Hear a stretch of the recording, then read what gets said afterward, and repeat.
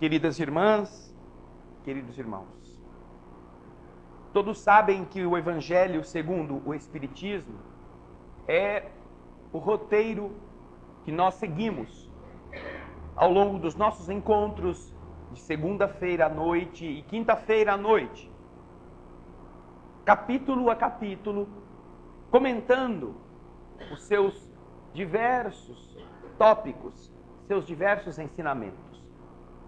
E dando continuidade àquele que para a nossa sequência consideramos o último capítulo, ainda que exista o capítulo seguinte sobre a coletânea de preces espíritas que nós não abordamos,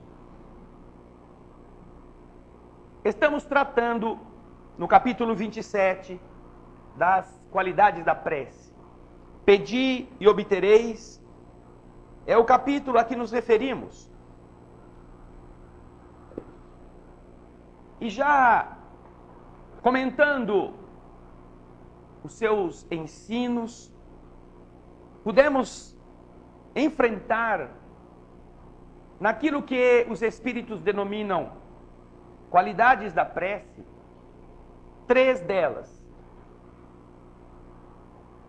extraídas do próprio Evangelho, nas palavras e ensinos de Jesus. E nos falta comentar ainda uma, que o Senhor nos apresenta numa parábola. As 3 anteriores, para que nós nos recordemos, podem ser resumidas em rápidas palavras. Nós devemos, quando oramos, nos recolher aos nossos lugares mais íntimos, para que não nos coloquemos como faziam os fariseus, os hipócritas, os sacerdotes, de pé nas sinagogas ou nas esquinas, para que todos os vissem e os admirassem pela sua eloquência, pela sua postura altiva, de falsa superioridade. Quando quiserdes orar, diz Jesus, entre em vosso quarto, e estando trancada a porta, ou seja, você com você. Naturalmente que você poderá usar o seu quarto com um filho, a sua esposa, seu marido, mas o que Jesus realça neste processo é que é algo feito sigilosamente, sem a exaltação, sem a grandiloquência própria das vaidades humanas. E aí, neste lugar, fechada a porta, orai ao vosso Pai em segredo. Fale com Ele. E Ele, que vê o que se passa em segredo, vos recompensará. Primeiro ensinamento da qualidade da oração: discrição, anonimato. Mas mais do que anonimato, simplicidade e contrição, sem transformar a prece ou a oração num teatro, num ritual, como se o ritual ou o teatro fosse mais importante do que aquilo que você de verdade estará falando ou comentando com Deus, com o Pai. Segundo item, o próprio Jesus, no Evangelho de São Mateus, nos ensina: não afeteis orar muito em vossas preces. E falar, e falar, e falar, e falar, e falar, e falar, e falar, e falar. Como fazem os gentios, os povos que, não sendo como os hebreus eram, adoradores do Deus único, rezavam para este, rezavam para o outro, rezavam para o outro, rezavam para o outro, rezavam para todos, e rezavam, e rezavam, e rezavam, e falavam, sem unção nenhuma.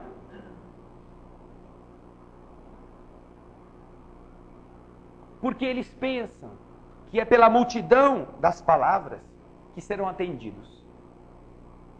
Não vos torneis, portanto, semelhantes a eles, porque o vosso Pai sabe do que necessitais, antes mesmo de o pedirdes.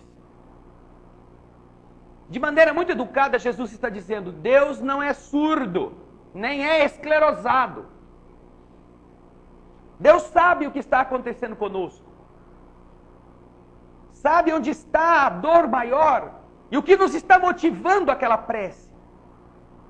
Então diz Jesus, não é enfeitando o pavão, falando longas frases ou procurando falar bonito. Quantas vezes encontramos essa expressão em algumas pessoas que diziam assim, ai, reza por mim. A gente fala, não, reza você. Ah, não, é que você reza tão bonito.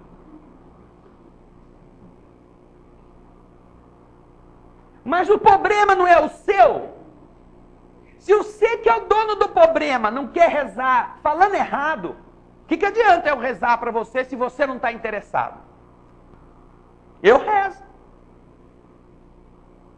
Só que se o doente não vai ao médico e manda o vizinho, quem é que fica bom? O vizinho. Deus não está se ocupando se a gente fala certo, se conjugamos o verbo adequadamente, se usamos as contrações das expressões vernaculares nos seus devidos lugares. Como muitas pessoas pensam, porque este raciocínio é da pessoa leiga e ingênua que pensa que Deus se encanta com aquilo que ele escuta. Como se Deus fosse uma orelha imensa no universo. Um orelhão. Vou lá no orelhão telefonar. É Deus. Vou lá no Deus. Como se Deus fosse uma orelha. Então tem que falar. E como tem cera, né? Às vezes está cheia de cera. E dizem que Deus é muito velho, então o velho não escuta bem.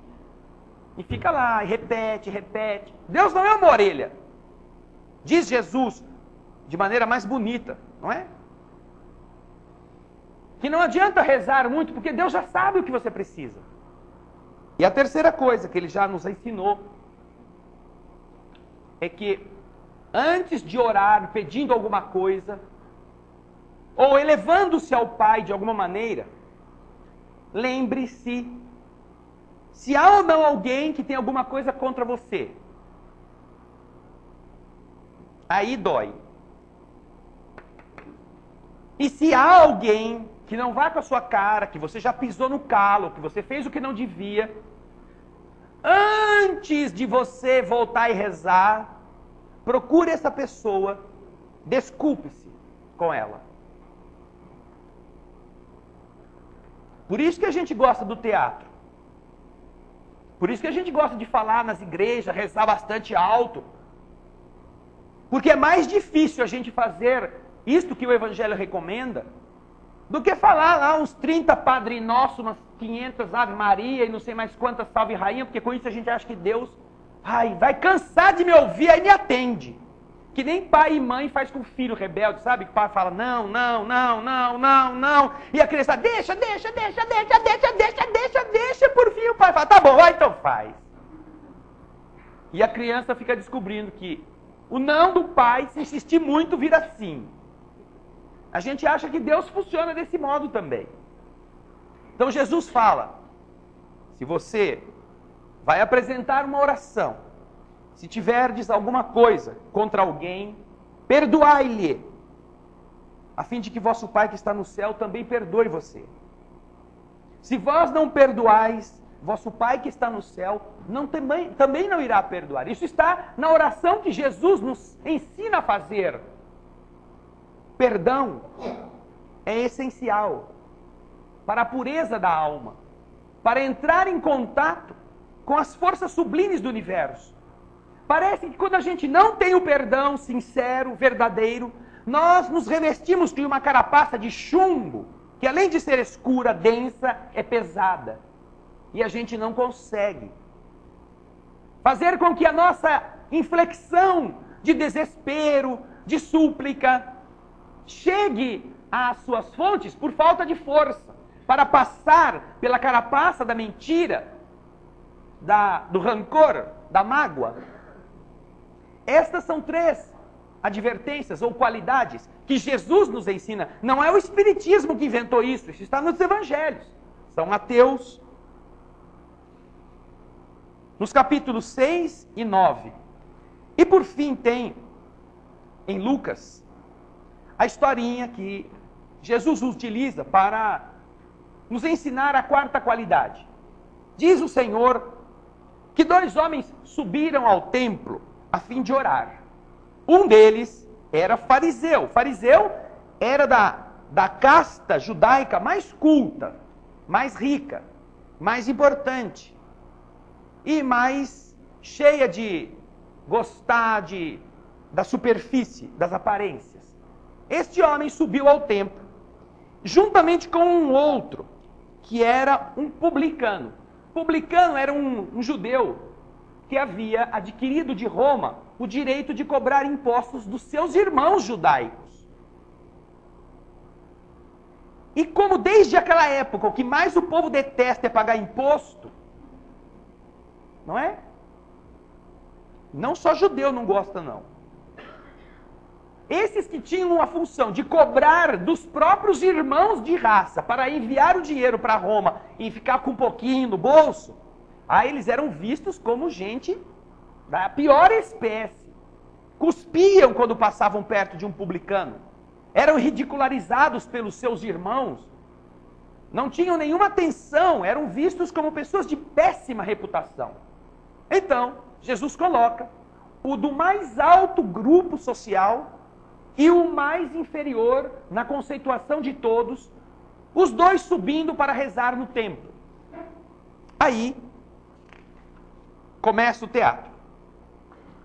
O fariseu, de pé, orava assim com ele próprio: meu Deus, eu vos rendo graças porque não sou como os outros homens, que são ladrões, injustos, adúlteros, nem mesmo como esse publicano. Eu jejuo 2 vezes por semana e dou o dízimo de tudo o que possuo. Olha que coisa bonita. Ele se tinha em alta conta, de homem virtuoso. Não era ladrão, pelo menos não tinha sido pego. Não era adúltero, também, pelo menos não tinha sido pego. Jejuava 2 vezes por semana. A lei mosaica tinha certos rituais que demonstravam pureza. E um desses era jejuar, não comer nada durante o dia, para purificar o espírito. Lindo, moço, não? Tanto que Jesus depois ensina, não é? Não é o que entra pela boca do homem que o conspurca. É o que sai da boca do homem. Eu jejuo 2 vezes por semana. E dou o dízimo de tudo que eu possuo. Traduzindo para os tempos atuais, vamos dizer assim: eu vou no centro espírita 2 vezes por semana. E eu vendo pizza. Eu dou uma cesta básica. Eu vou na igreja, lá no culto evangélico. E também no culto evangélico eu dou o dízimo. Eu vou na missa, ajudo o padre, entrego as hóstias para as pessoas que vão comungar. Todo fim de semana eu faço isso. O fariseu se achava quites com Deus por cumprir rituais exteriores. E o que acontecia com o publicano? Coitadinho. Já viu o fariseu que foi rezar na mesma hora que ele, já ficou bem longe. E diz assim, ao contrário do primeiro: não ousava o fariseu, o publicano, sequer erguer os olhos para cima, mas batia no peito dizendo: meu Deus, tende piedade de mim, que sou um pecador. Eu vos declaro, diz Jesus, que este último retornou entre os seus justificado, e não o primeiro. Porque todo aquele que se eleva será humilhado, e todo aquele que se humilha será exaltado. Lucas, capítulo 18. Evangelho que nos ensina com muita clareza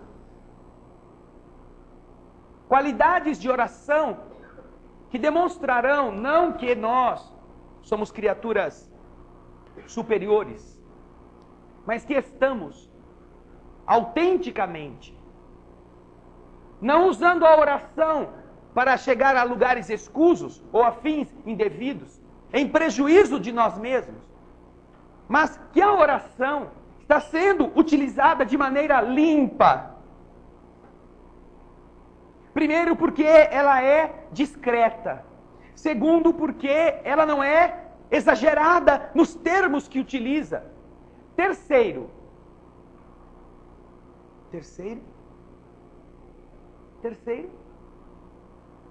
Esqueceram, né? Qual que é a terceira qualidade da prece?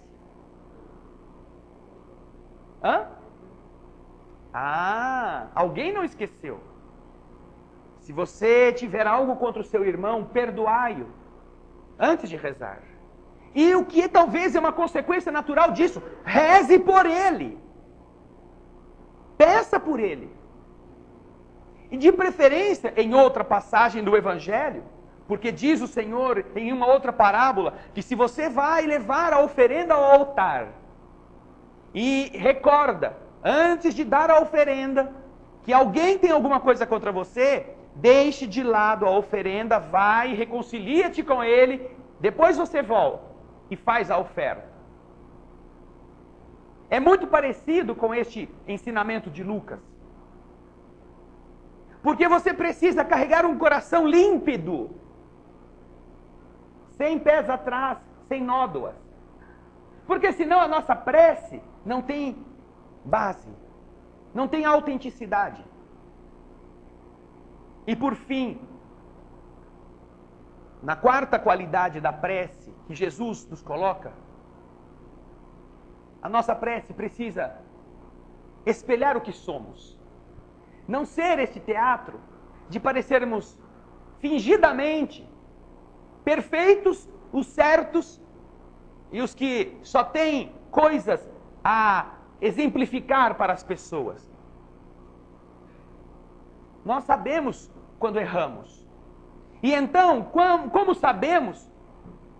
Quando oramos, devemos nos lembrar que se nós sabemos, Deus sabe. Mesmo que o mundo não saiba, Deus sabe.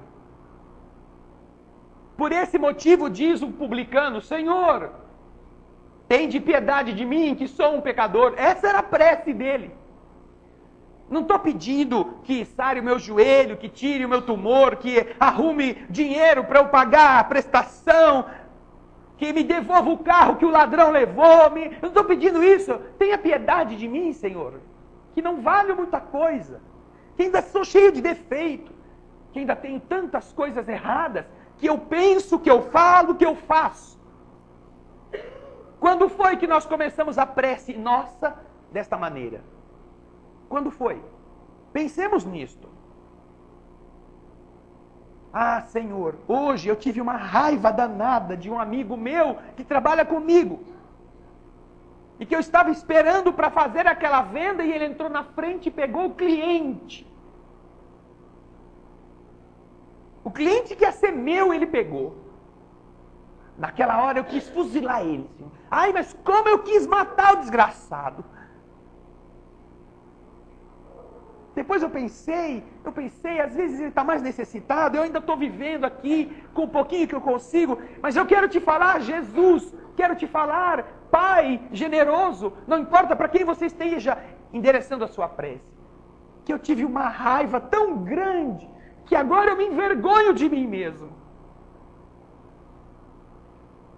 Que agora eu não sei como falar com você.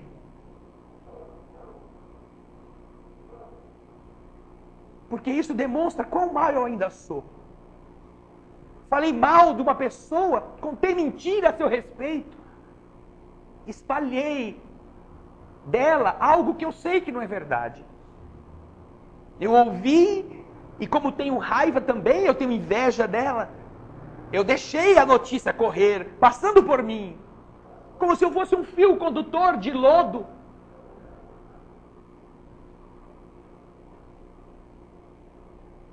E agora mais pessoas estão contra, sem saberem se é verdade, porque acreditam na minha palavra.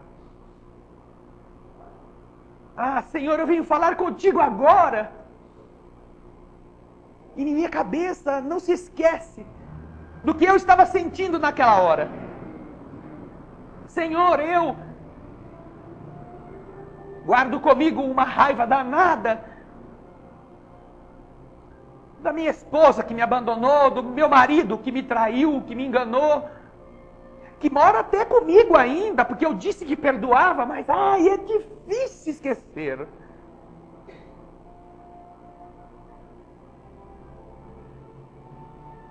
E se ele cometeu o erro, ou se ela fez o que não devia, Senhor, talvez no momento de ilusão, seja lá o que for, eu estou odiando de caso pensado. Já faz anos que isso aconteceu, e eu ainda não consegui me livrar do meu próprio espinho moral. E ainda sou cara de pau e falo que perdoei. Falo para todo mundo, não, perdoei. E falo comigo, mas Deus é pai. Ai, ele vai pagar o que fez eu sofrer. Ai, que lindo esse perdão. A oração, queridas irmãs, queridos irmãos, sem medo de errar, é a coisa mais importante que existe na nossa vida. Mas não essa reza que você ajoelha, que você faz sinais, que você põe roupas especiais. Não esta. Porque isto é um teatro. Às vezes dá para você fazer isto sinceramente. E o teatro representa o que você sente. Mas geralmente, como a gente adora uma encenação, a gente acha que todos os rituais é que são importantes, é que são essenciais. E se esquece de colocar naquilo que estamos falando ou encenando a sua alma. Quando de verdade, nada disso é necessário. Não existe uma força mais poderosa no mundo que nos liga ao Pai, que nos liga à fonte de onde nós viemos, do que a sua capacidade de falar com Ele, autenticamente. De dizer, Senhor, eu sou uma prostituta moral, eu me vendo para quem paga mais. Eu sei que você sabe.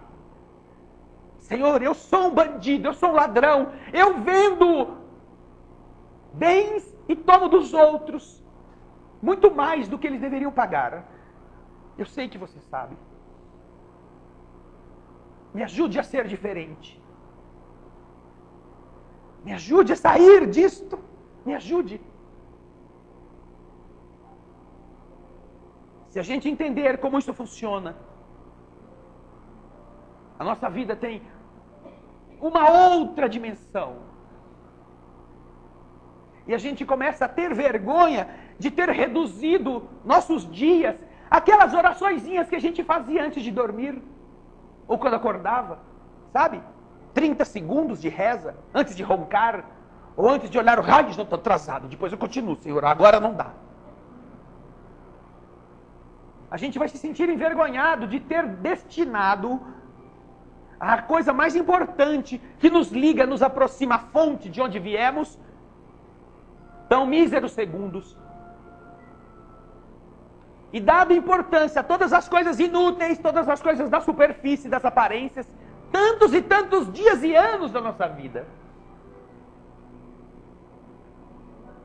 Os livros espíritas relatam fatos dos mais maravilhosos envolvendo a prece, dos mais elevados envolvendo a vibração sincera da alma que se liga a Deus e aceita do Criador as vibrações que Ele oferece espontaneamente.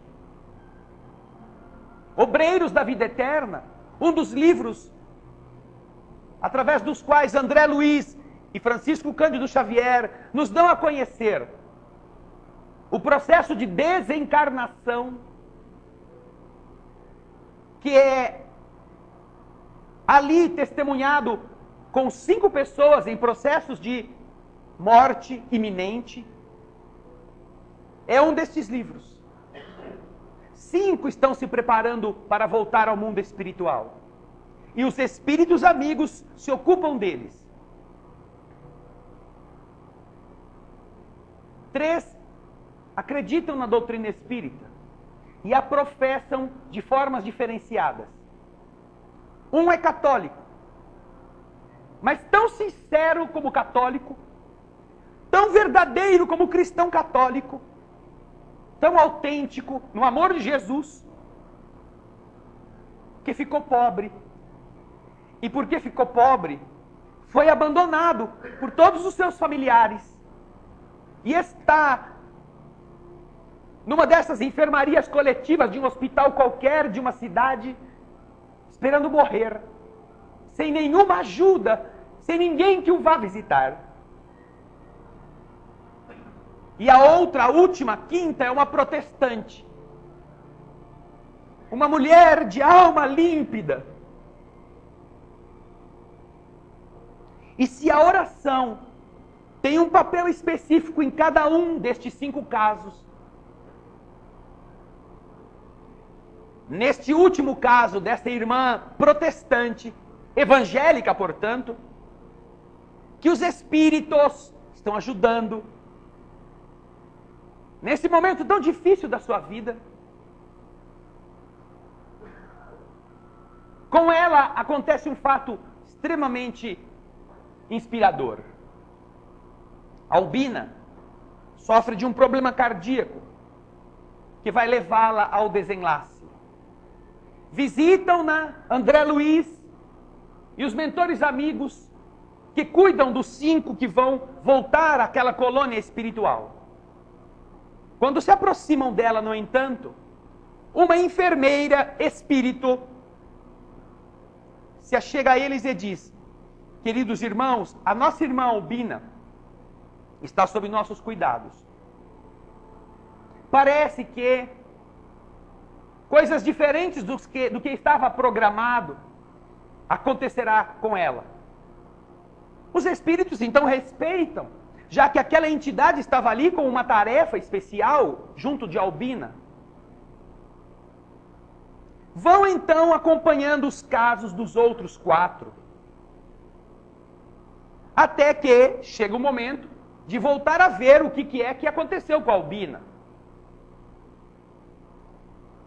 Então o instrutor, depois de tomar contato com o caso e com as circunstâncias gerais do processo desencarnatório da Albina,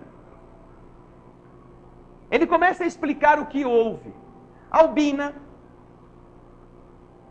como dedicada à fé evangélica, tinha 2 filhas. 2 filhas. Uma delas, que estava no quarto, quando a Albina, que estava passando mal, pedir a Bíblia para fazer uma prece junto, na cama. E o Obreiros da Vida Eterna é esse livro que você está vendo também na tela do seu computador, agora em imagens do projeto Imagem. A cena do quarto, onde está a Albina na cama, as 2 filhas, uma delas está grávida. Quando então os mentores e André Luiz se aproximam para ver o que está acontecendo, são informados de que não poderão desencarnar a Albina. Não poderão atuar magneticamente para cortar os laços, ou desatar os laços que unem o espírito ao corpo físico. E todo mundo ali, André Luiz fica surpreso, porque neófito, novato, pensava que só Peru é que morria na véspera, que com a data marcada tinha que pegar o bonde. com a passagem comprada e com o passaporte já tudo arrumado e as malas prontas, tinha que entrar no navio. Então ele fica surpreso. E o seu instrutor diz: ah, André, as coisas aqui são diferentes do que você pensa. Quer dizer então que nós não vamos desencarnar a Albina? Não, não vamos. Mas o que aconteceu então? Nós viemos para cá para fazer o serviço. Vamos dizer assim, ele não fala desse jeito, ele é mais nobre, mais educado, né? Mas é mais ou menos isso. Nós viemos para cá destacados pela nossa colônia espiritual para dar sustentação e apoio no processo de desencarnação destes 5, e a Albina não vai conosco. Para você ver, André, o poder de uma prece. O quê? Uma oração é uma oração. Uma oração feita em favor dessa senhora foi considerada nos planos superiores e teve como consequência o adiamento do processo de desencarnação da dona Albina. Não acredito. Não acredito. Sim, senhor. Uma oração é uma oração. Mas a oração tem esse poder, dependendo de como é feita, tem sim. Mas não aquela oração que é feita: ai, não deixa o vovozinho morrer, não deixa ele ficar com a gente não sabe o que vai ser de nós sem ele, mas por que você não quer? O vovozinho já tem 128 anos, já está batendo, né, pino há muito tempo. Ah, é que a gente vai ficar muito triste se o vovozinho for embora. Ah, só por isso? Ah, então não tem problema, você fica triste e daqui a pouco fica alegre também. Pensa no que o vovozinho vai deixar na tralha velha, você já fica alegre. Não é por esse motivo que uma oração é capaz de alterar o rumo das coisas, inclusive no momento da desencarnação. Não é não. Precisa ter uma causa. Mas então, pergunta André Luiz, quem que é o poderoso? Porque tem que ter alguém aqui que rezou poderoso para que a dona Albina ficasse na Terra. É claro, André, diz o mentor, é claro que ela vai desencarnar. A prece que foi ouvida conseguiu obter para a dona Albina uma prorrogação, um adiamento por alguns meses. Ela não morrerá agora, o seu corpo não morrerá agora. Mas então quem que é o poderoso? Calma, André, que você vai ver. Daqui a pouco ele vai ver chegar aqui e você vai ver.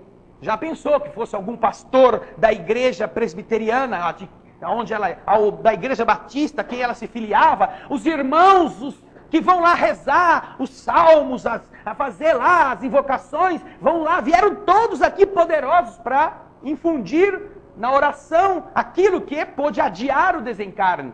De repente, entra um menininho de 5 anos correndo no quarto: vovó, ai, que saudade de você, e pula no colo da avó, que estava na cama lá, e o abraça. Era um neto, filho adotivo de uma das filhas. Aí o instrutor olha para o André Luiz e fala assim: esse aí é o poderoso. Esse pirralho? É esse menininho. André Luiz não fala pirralho. Mas tem que ter uma emoção, senão fica muito sem graça. Mas é esse o menininho? É ele que rezou. E a prece dele foi levada em consideração. Tinha 5 anos o garoto. E graças à sua oração, a dona Albina não desencarnará agora. Mas veja só onde ela está, em que contexto ela está. O menino tem uma tarefa muito importante a realizar no terreno do serviço à humanidade. Vindo do nosso plano espiritual para reencarnar-se, ele projetou este reencarne, juntamente com uma companheira, que vai renascer, e vai mais adiante unir-se a ele, para que juntos, unidos, eles realizem o projeto benemerente que se propuseram a fazer quando forem adultos. Agora, este ser está na barriga dessa moça, que é filha da Dona Albina. A entidade que vai renascer através dessa mulher é o espírito que combinou com este menino que vão unir-se daqui a alguns anos e que juntos vão fazer alguma coisa. Um orfanato, um asilo, uma casa da sopa, não se sabe o que é que eles têm no projeto deles. E então o menino, em espírito, sabendo que estando a sua companheira vinculada àquele corpo em gestação, e sabendo que a filha sofrerá o impacto da morte da mãezinha, e transferirá este sofrimento para a gestação que está acontecendo, ele solicitou que a vozinha não morresse agora, que ela só desencarnasse depois que a criança nascesse, para que a criança não recebesse o impacto da dor, da perda, e pudesse ter comprometido a formação do seu corpo futuro. Analisando então essas questões transcendentes, os espíritos superiores autorizaram que ao invés de estarmos aqui para, com passes magnéticos, alterarmos e desatarmos os laços fluídicos, nós, ao contrário, possamos infundir no equilíbrio orgânico do coração de Albina tônus vital, energias vitalizantes que possam reequilibrar o coração e que o sustentem por mais 6, 7, 8 meses, para garantir que a gravidez aconteça e chegue a seu termo, sem traumas, para o espírito que vai nascer. Por isso, vamos trabalhar, André, que agora aqui o serviço é o contrário. Então oram e através da prece aplicam passes, e o coração de Albina volta a funcionar em equilíbrio novamente. Injetado que recebera das forças espirituais aquela carga de energia para equilibrar-se e durar com o tônus vital, o princípio vital, mantendo o equilíbrio do órgão, que mais adiante, pelo desgaste natural destes acréscimos vibratórios, iria por fim cessar de bater. Uma oração de um menino de 5 anos. E um motivo muito sério a permitir que aquilo não acontecesse. Já pensaram quem tem medo de morrer aqui?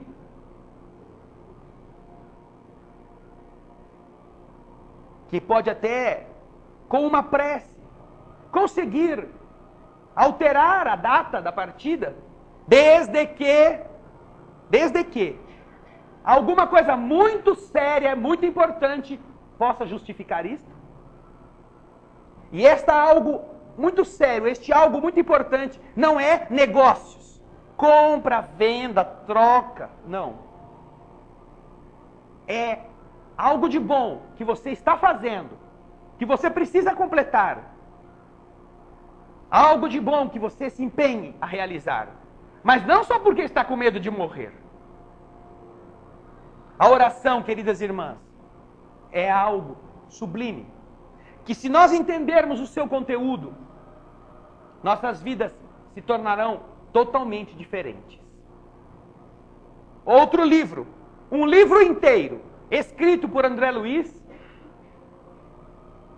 está baseado numa prece aparentemente inútil, numa prece que não podia ser atendida por aquele ou por aquela a quem ela se dirigia. Uma menina de 14 anos, Evelina, faz uma oração. E lá na colônia, aonde ela tinha os seus contatos espirituais, esta oração chega como uma oração chamada de oração refratada. O que é isso? Bateu aqui, bateu ali, bateu lá, e acabou chegando ali, naquele núcleo, que a recolheu. E por que era uma prece refratada? Evelina, de 14 anos, aproximadamente, estava orando em favor de Zulmira. Zulmira era a segunda esposa do seu pai Amaro. que, tendo enviuvado de Odila, a primeira mulher, casara-se com Zulmira, de 25 anos. Mas Zulmira, estranhamente, de vários meses para cá, estava entregue a um estado de abatimento terrível. Não conseguia levantar-se da cama. Definhava dia a dia. Evelina gostava muito aquela que nós chamamos de madrasta. Havia uma sintonia das duas. Coisa diferente que acontecia entre o filho mais novo de Amaro, irmão de Evelina, um menininho, e a madrasta, que não o tolerava. A madrasta não gostava tanto desse menino porque tinha ciúme da ligação de Amaro com o pequeno, que planejou em uma viagem à praia, planejou a morte do pequenininho, deixando-o, enquanto o pai e Evelina passeavam, à mercê das ondas, dizendo que ele tinha se distraído e quando viu, lá estava o cadáver do garotinho boiando. Zulmira abrira então, no departamento da culpa, da consciência culpada, uma brecha muito grande. E por causa disto, carregava agora o corpo doente, inexplicavelmente doente. Médicos eram consultados e não encontravam nenhuma disfunção orgânica, e ela definhava. Então Evelina, a garota de 14 anos, a filha mais velha de Amaro, que amava muito a sua mãezinha Odila, já desencarnada, em seu quarto, com o coração nas palavras, faz uma prece para Odila, sua mãe, pedindo à sua mãe que ajudasse Zulmira, que a amparasse, que desse a ela a energia boa que uma mãe sabe dar. Mas Evelina não sabia que era justamente Odila quem estava fazendo o mal para Zulmira, por ódio. Desejava vingar-se da segunda mulher, que fora atroz com o seu outro filho. E com ódio no coração, Odila era a obsessora de Zulmira. Evelina não sabia disso. E acreditava que a sua mãe, como toda boa mãe, agora no mundo espiritual seria capaz de amar o seu pedido. Mas é óbvio que Odila não podia escutar o pedido da sua filha para ajudar aquela bandida que ela queria matar, que roubara o seu marido, que acabara com o seu filhinho inocente, que usurpara a sua casa. Então a prece de Evelina, porque brotada com sinceridade do coração de uma menina de 14 anos que queria o bem de uma outra pessoa, não encontra resposta em Odila. Esta prece vai ao plano espiritual como uma mensagem luminosa, sem destino. Porque aquele destino que estava nesta carta de vibrações, que era o coração de Odila, estava fechado. Mas toda a prece feita com esta unção encontra um destino. Recolhem então esta prece de Evelina aqueles que tinham com Evelina compromissos reencarnatórios na colônia espiritual que a sustentava no mundo, nas lutas que tinha que enfrentar. E ao decodificar a oração, encaminham-na aos responsáveis pelo caso Evelina, que destacam um grupo de espíritos para vir à Terra, acompanhar o drama de Zulmira, o drama de Odila, de Amaro e Evelina. Drama este todo lindo no amor, que é descrito só por causa desta prece, em um livro inteirinho. O livro todo começa com a prece de Evelina. Uma prece destinada, por ironia, àquela que de verdade produzia o mal, mas que Deus, através dos seus mecanismos, recolhe na luz que ela possuía e atende-a mesmo assim. Uma obra inteira, escrita, mostrando as belezas que a oração propicia na vida das pessoas, só por causa de uma garota que queria o bem de uma outra pessoa e rezou por ela. Por fim, nós temos o caso de um pai, um espírito, que vem à Terra para resgatar sua filha que está encarnada, envolta nas perseguições de um vingador muito cruel. O espírito Gregório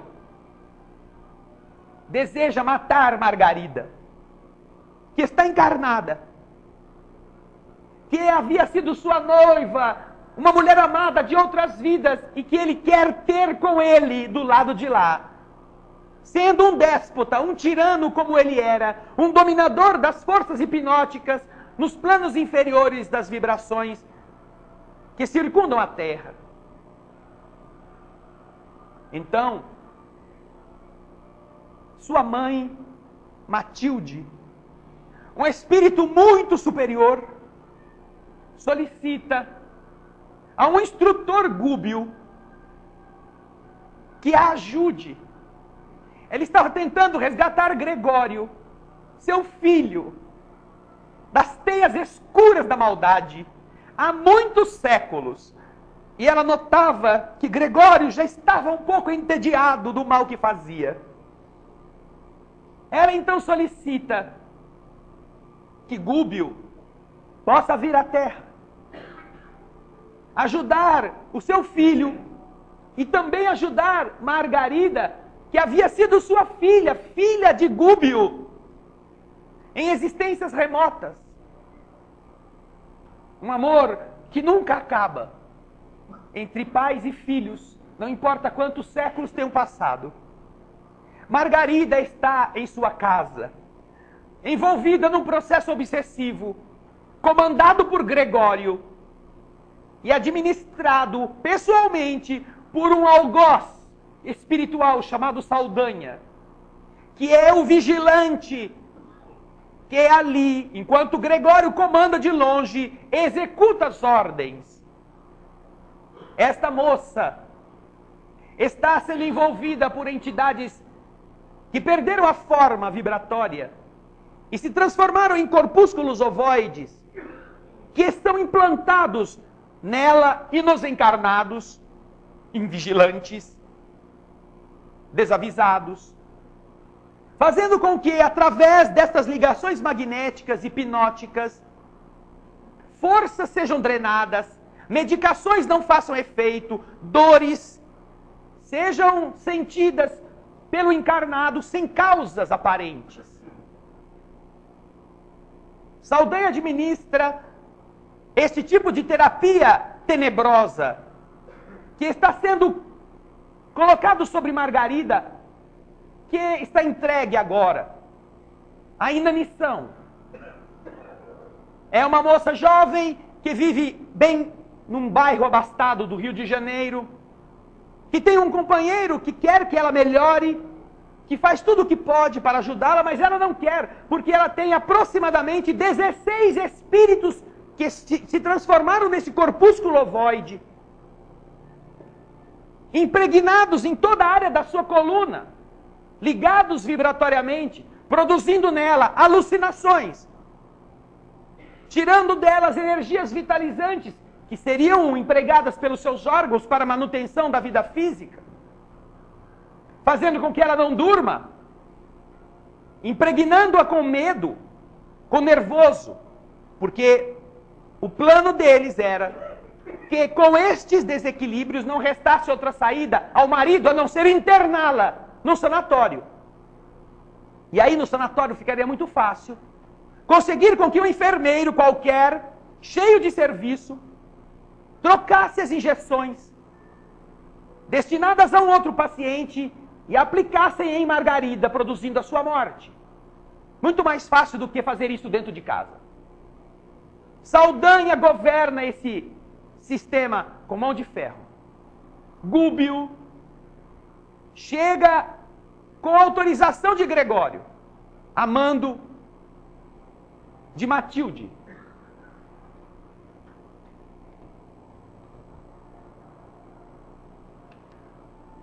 Chega ao plano espiritual, apresenta-se para Saldanha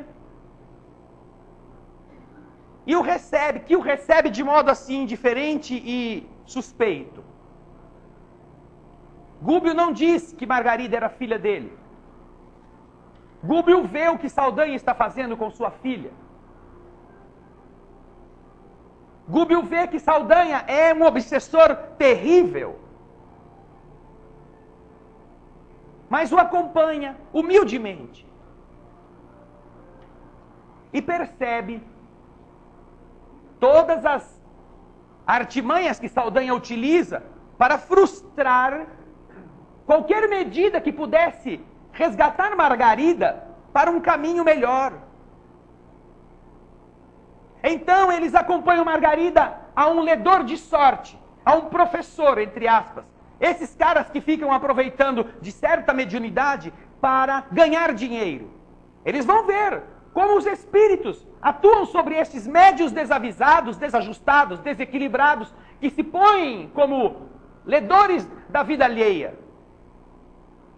E conseguem, com muita facilidade, fazer com que o tal vidente informe o marido que o problema dela não tem nada de espiritual. Não tem 16 corpúsculos ovoides grudados nela, nada. Isso é problema mental puro, tem que ser internada no hospital. Acostumada que era a ir à missa, em determinado dia, Gúbio acompanha a missa, na qual comparece Margarida, o seu marido, e um verdadeiro carro alegórico de espíritos que sobem em cima do carro deles e vão com eles para a missa. E ele descreve o que acontece neste momento tão importante da religião católica, mostrando as entidades luminosas que se apresentam no altar na hora da celebração da missa. E como as pessoas que lá estão, superficiais, perdem as bênçãos que o mundo superior lhes oferece. Gúbio vê tudo isto, vê a sua filha sendo definhada ou sendo sugada dia a dia. Mas precisa ajudar, para que ajudando a moça ajude Gregório. Percebe então que Saldanha, o algoz terrível, em determinados momentos se ausenta, passa um tempo fora e depois volta. E Gúbio pergunta: onde você vai? E ele descobre que Saldanha tem um filho no hospício, encarnado. Saldanha é um obsessor cruel de Margarida. Mas Gúbio fica sabendo que Jorge, o filho que está encarnado, está no hospício. E por pior que Saldanha seja, como o algoz de Margarida, Saldanha ama seu filho. Gúbio então pede, humilde como era, ou como são os espíritos superiores, se Saldanha permitia que ele fosse junto, visitar o filho no hospício. Saldanha, que até então olhava para Gúbio como um estranho, assim, acha esse pedido simpático, concorda em deixar que Gúbio vá com ele. Chegam ao hospício e encontram um quadro dantesco. Numa cela, trancado como um prisioneiro no cárcere, Jorge está extenuado, deitado no chão de cimento, e junto dele, agarrado a ele, 2 espíritos. sua mãe desencarnada, Iracema, e sua mulher também desencarnada pelo suicídio, Irene. Duas outras malucas que perderam o sentido das suas condições espirituais e que se agarram a Jorge, como se Jorge fosse o ímã que as atrai. Não querem se afastar dele. Se sentem unidas à fonte do seu afeto, a mãe ao filho e a ex-esposa ao marido. Alucinado pelas influências dessas duas entidades, Jorge declina no equilíbrio e acaba sendo internado no hospício. Saldanha diz, quando vê aquela cena, que demonstrava que Jorge tinha acabado de ter uma crise: eu faço o que eu posso aqui, eu grito para eles, grito meu nome, grito o nome deles, tento arrastá-los para fora e não consigo, eles voltam. Assim que eu os liberto, eu não sei mais o que eu faço. O obsessor, algoz terrível, estava buscando ajudar os que ele amava. Gúbio olha aquela cena e comenta as forças da hipnose, o mal como agregador dos que o cultivam. Saldanha admira a sabedoria daquele espírito. Então Gúbio senta no chão frio, onde estão as três entidades, unidas pelas suas cabeças entrelaçadas, assim como se as duas almas estivessem o mais perto possível do encarnado para aproveitar dele as suas forças. Então, como um pai que coloca a cabeça dos três filhos no seu colo, Gúbio pergunta a Saldanha se ele podia fazer uma prece. Saldanha, você se incomodaria se eu orasse por eles? Você acredita nessas panaceias de Saldanha? E vendo que Gúbio está com a maior boa vontade, Saldanha fica um pouco assim, desconcertado, de bom, se você acredita nisso, reza porque eu não consegui nada. Então Gúbio faz uma prece. Faz uma prece de um pai que ama a filha que aquele homem está matando, mas aplica esse amor ao filho dele que está ali no hospício. A sua esposa desencarnada e a sua nora desajustada pelo suicídio. Gúbio ora com tal amor que toda aquela aparência escura que eles tiveram que assumir quando desceram de nosso lar até aquelas furnas, a fim de que não fossem denunciados pela sua luminosidade, todas aquelas substâncias opacas que ocultavam a vibração luminosa, elas são expelidas do seu ser, e de repente aquela cela do hospício se transforma no sol, para susto de Saldanha. A prece que está no livro Libertação, este que eu estou relatando, é um primor de emoção de um coração de pai. A luz que espanta todas as trevas penetra as duas entidades, penetra Jorge, que se recompõe e desperta como de um sono alucinado. E Saldanha começa a ver que o filho começa a melhorar, que as duas entidades, a sua mulher e a sua nora, começam a enxergá-lo. Saldanha então fica surpreso com aquele homem, aquele ser que ele não conhecia e que agora está amando seu filho e amando a ele como Saldanha, pai daquele infeliz.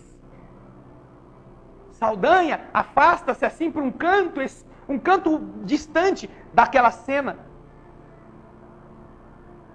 apequenado na maldade, sem saber quem é Gúbio. Quando Gúbio termina de atender, e que Saldanha não sabe se beija a sua mão, se ajoelha e o envolve num abraço das suas pernas, Gúbio diz a ele: meu filho, Eu preciso muito agora que você me ajude. Eu preciso agora que você me ajude a libertar a minha filha. E Saldanha, então, podendo prestar um serviço àquele homem que havia acabado de salvar o filho que ele amava, diz: mas o senhor me diz onde a sua filha está.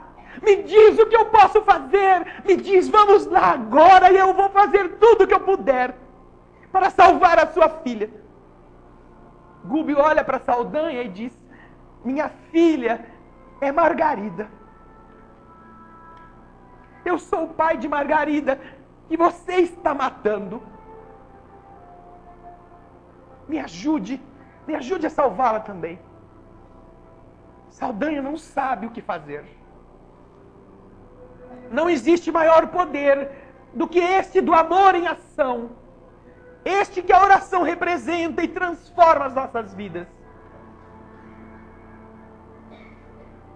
E a partir daquele momento, como uma criança chorando, Saldanha se entrega ao amor de Gúbio e começa a libertar Margarida da ação obsessora destas entidades que antes ele comandava. Uma prece que salva muitas vidas, porque por fim,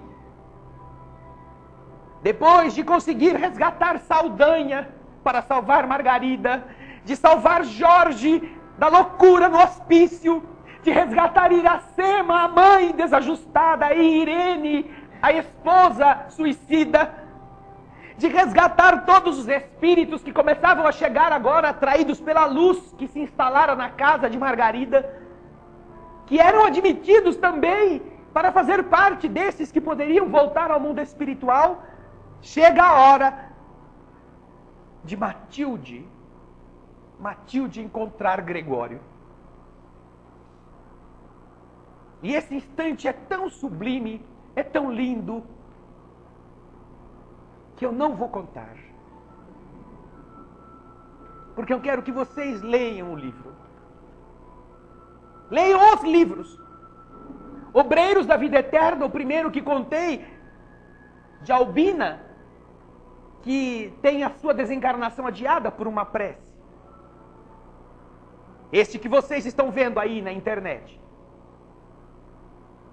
O segundo livro, Entre a Terra e o Céu, que relata a prece da Evelina, a garota de 14 anos que pedia para sua mãe cuidar da sua madrasta, sem saber que a mãe era o demônio, se pudesse existir demônio, querendo a morte da madrasta. E libertação, este em que Gúbio resgata todos estes espíritos, por amor à sua filha, por amor ao filho de Matilde, e que tem lições primorosas acerca da prece. Como tudo isso é diferente na oração que a gente aprende com Jesus e com a doutrina espírita, aquilo que nós temos feito. Quando entrarem na sala de passe, quem sabe pelo menos hoje, não peçam por vocês. Não peçam hoje, só hoje, só hoje. Não peçam pela dor que vocês carregam, pelas dificuldades que têm que enfrentar. Não! Quando se sentarem lá, pense em alguém que tenha te feito mal, que tenha te feito chorar, que tenha te feito sofrer. E faça o que Jesus pediu para a gente fazer. Só hoje, quem sabe, só hoje, você consiga orar por este ser, ou por estes seres, que foram espinhos em nossa vida, mas que não nos fizeram mal, ao ponto de nos tornarmos mal por causa deles. Quando se sentarem lá, peçam por eles. E pedindo por eles, o Senhor vai ver que você foi capaz de se esquecer, para que quem te fez o mal fosse abençoado, fosse amado pela sua vítima. Faça isso e você vai sentir no seu coração uma alegria que talvez há muito tempo não tenha sentido. Pense nisso. Muita paz. E apenas com o pensamento, acompanhar a oração. Obrigado, querido mestre, pela oportunidade que nós temos mais uma vez de nos encontrarmos aqui. Não mais como pedintes a esmolarem a compaixão divina. Não mais, Senhor, como rebeldes, insensatos, a revoltarem-se contra as forças que não entendemos, mas como aqueles que aprendemos que Deus nos ama de todos os modos, que nos ampara com tanto carinho, e que às vezes, até mesmo usando um simples animalzinho, nos envia a esperança, a alegria que nós não tínhamos. Enquanto estamos buscando explicações miraculosas ou soluções retumbantes, às vezes, Senhor, na hora da dor, na hora dos cânceres, o acaso nos vai chegar um cachorrinho, um gato, um passarinho. Acaso que nós assim denominamos, mas que de verdade corresponde também à preocupação divina para reerguer em nós o ânimo.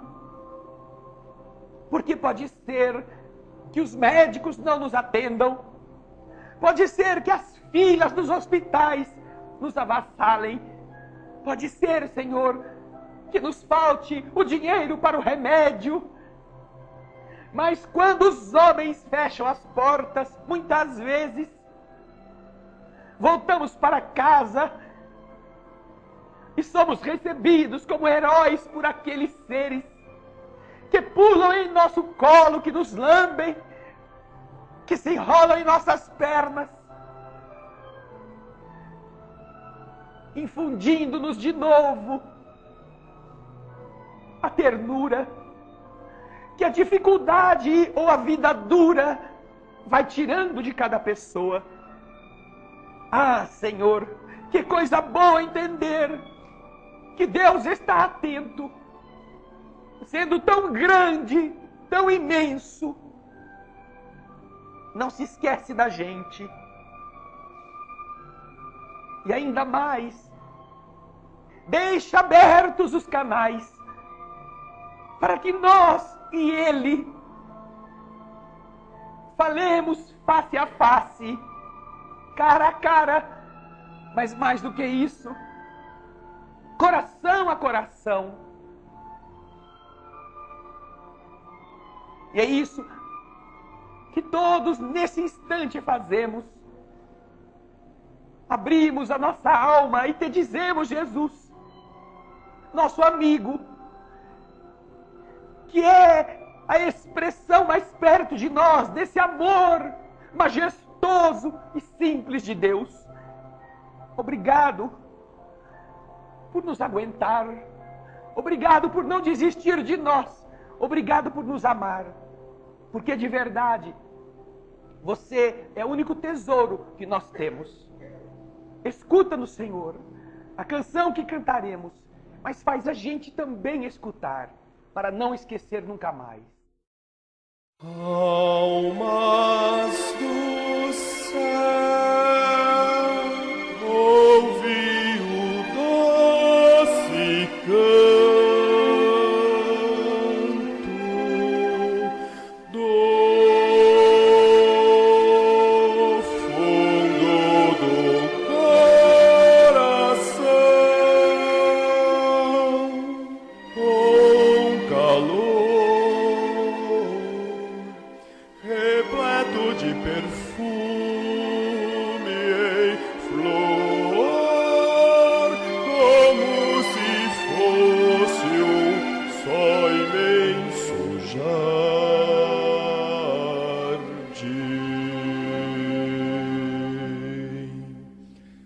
É a voz do bem que o Cristo tem para espalhar por toda a terra e fazê-la cantar.